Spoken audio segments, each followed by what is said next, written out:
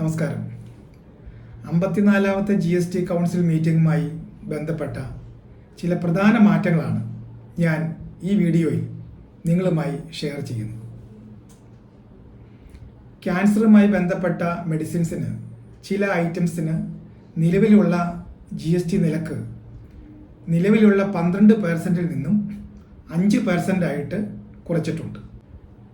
മറ്റൊരു പ്രധാന മാറ്റം മെറ്റൽ സ്ക്രാപ്പ് വിൽക്കുമ്പോഴുള്ള GST ആണ്. Unregistered purchase of metal scrap reverse charge mechanism കൊണ്ടുവരികയാണ്. നിലവിൽ ഗുഡ്സുകളുടെ കാര്യത്തിൽ അൺരജിസ്റ്റേർഡ് പർച്ചേസിന് റിവേഴ്സ് ചാർജ് മെക്കാനിസം ബാധകമായിരുന്നില്ല.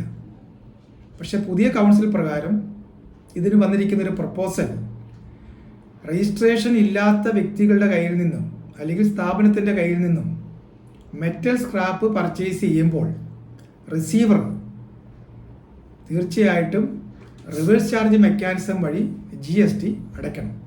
മാത്രമല്ല B2B ട്രാൻസാക്ഷൻസ് വരുമ്പോൾ GST നിയമത്തിൽ 2% TDS കൂടി കൊണ്ടുവരികയാണ്.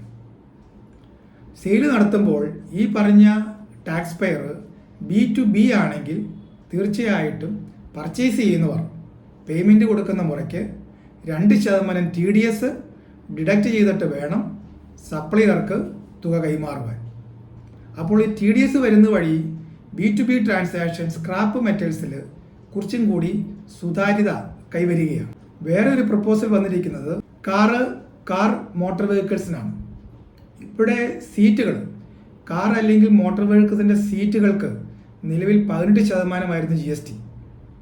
അതിപ്പോൾ 28% എൻഹാൻസ് ചെയ്യുകയാണ്.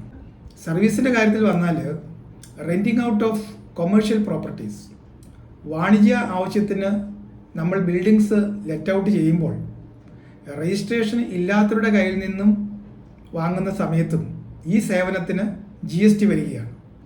ഇവിടെയും റിവേഴ്സ് ചാർജ് മെക്കാനിസം അഥവാ RCM വഴിയാണ് ഇത് ബാധകമാകുന്നത്.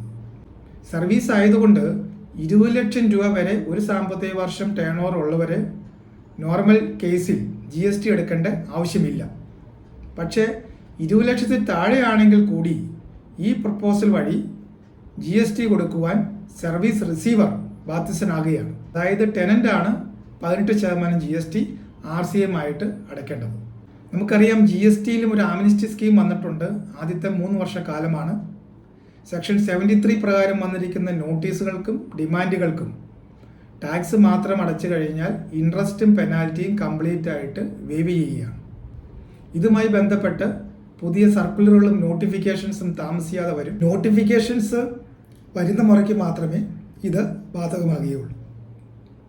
ഇതാണ് പ്രധാനപ്പെട്ട GST കൗൺസിലിലെ പ്രപ്പോസൽസ്.